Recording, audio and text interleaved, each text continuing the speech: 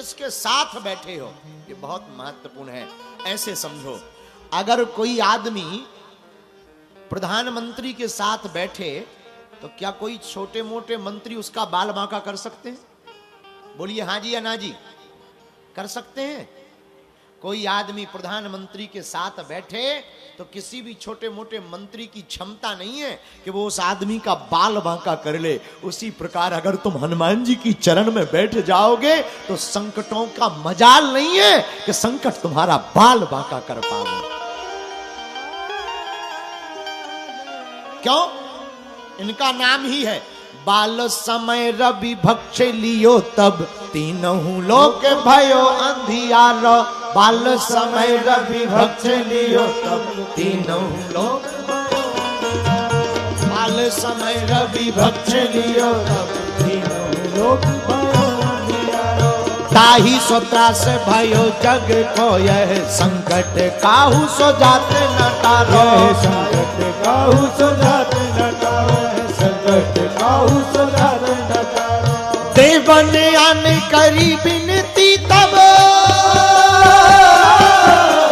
देवन आन करी बिनती तब। क्षण दियो रवि कष्ट निवारो।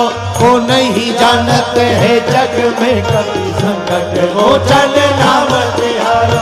को नहीं जानत है जग में कभी संकट मोचन नाम तिहारो। को नहीं जानत है जग में कभी संकट मोचन नाम तिहारो।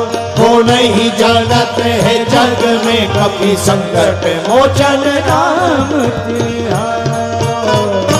हनुमान जी महाराज संकट मोचन कहलाते हैं। इनका नाम संकट मोचन है।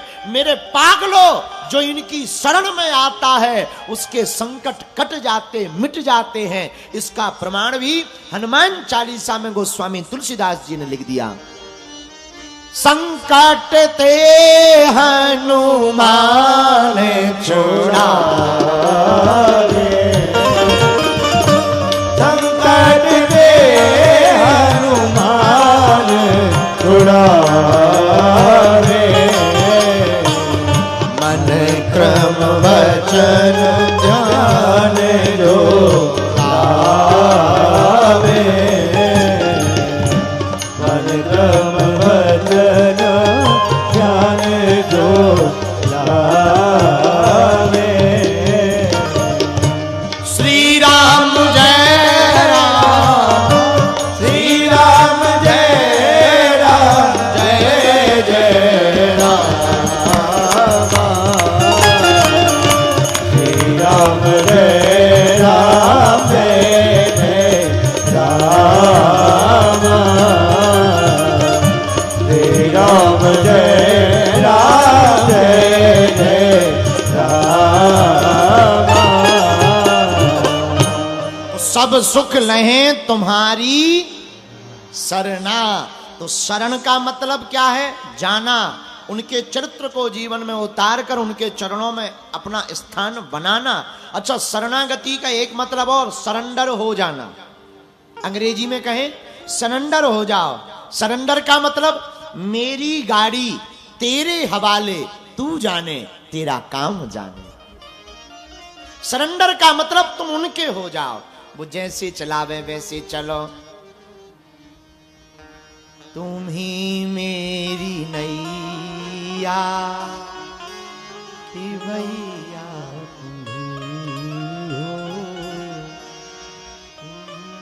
भगवान, तुम ही मेरी नैया किनारा तुम्हें हो मेरी जिंदगी का। भगवान से कहो शरण में जाने के बाद तुम्हें क्या?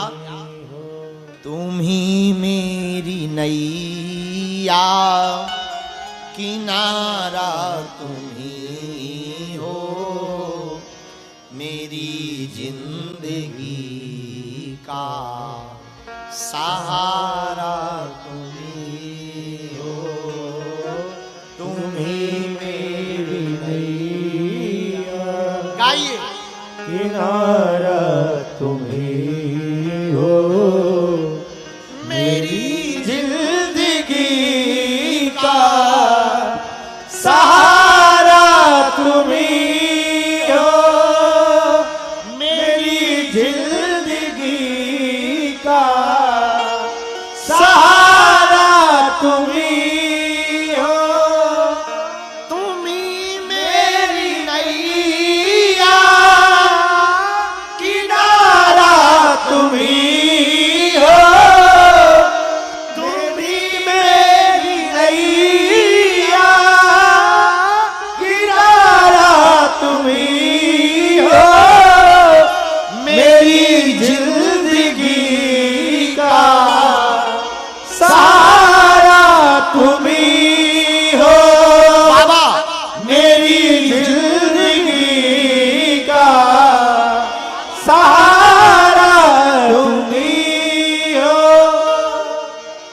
खींच मेरी नैया, किनारा तुम्ही हो। मेरे जीवन के सहारा, किनारा, सर्वस्व आप हो।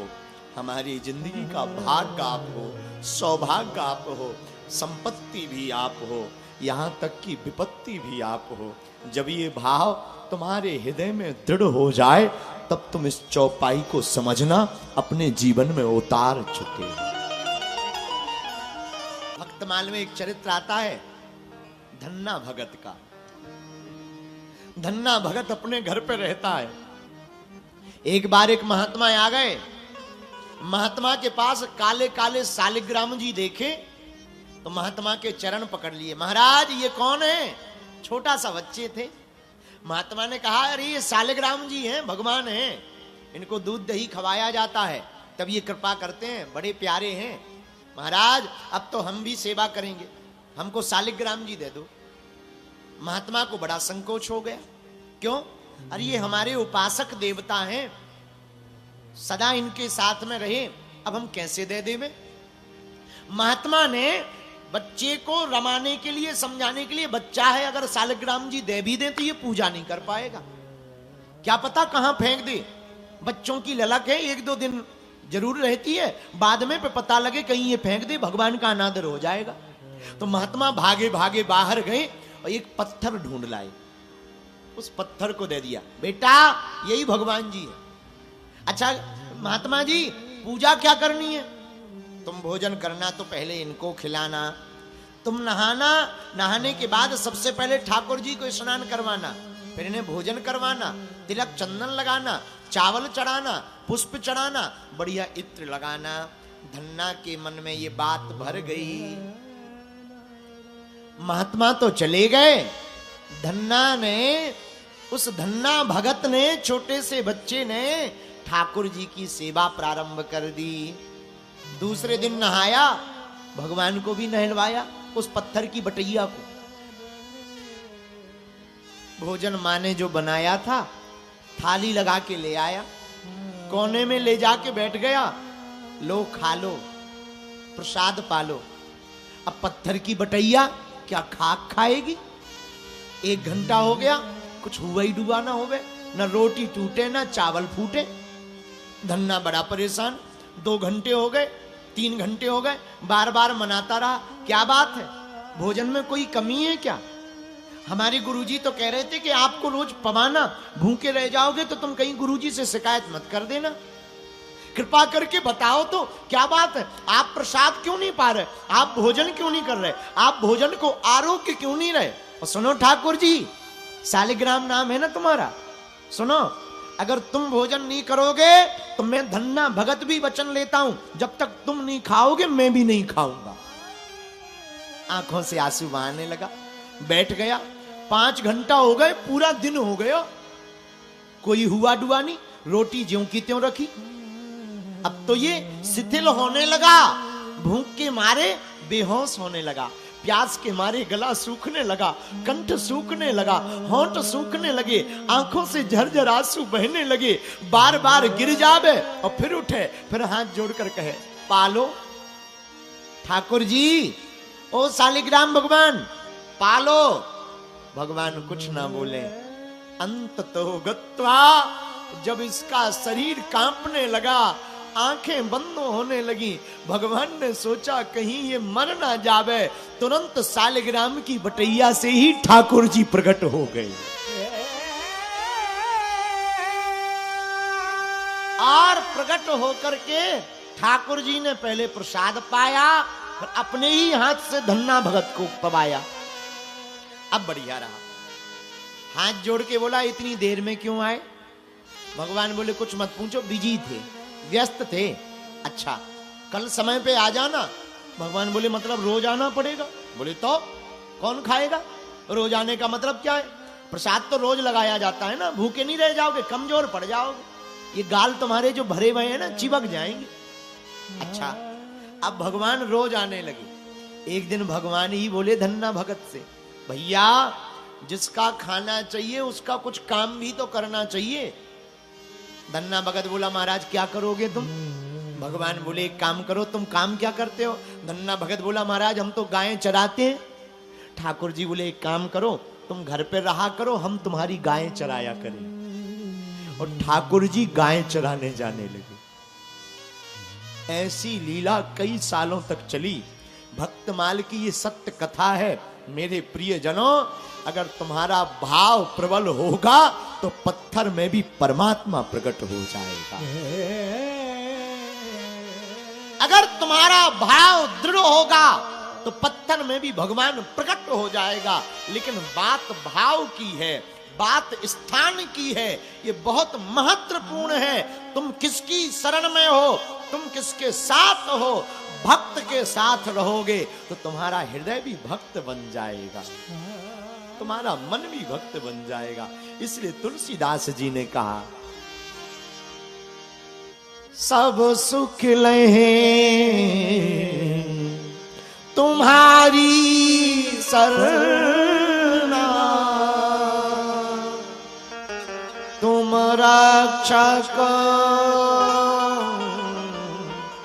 काहू को डरना। तुम्हारी शरण में सब सुख मिलेगा।